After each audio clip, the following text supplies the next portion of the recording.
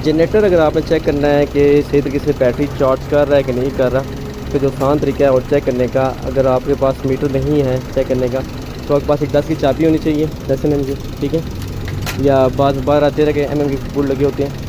आप इसका माइनस की तार उतार दें, जैसे तार उतार दें, ठीक है। इस टाइम गाड़ी स्टार्ट है, तो इस टाइम हमारा जनरेटर ठीक काम कर रहा है, ठीक है। तो जैसे अगर हम लीड उतारें और गाड़ी बंद हो जाए, तो फिर आपका जनरेटर है वो काम नहीं कर रहा, ठीक है। ये तरीका है जनरेटर चेक करने का, बिल्कुल ईजी और आसान तरीका।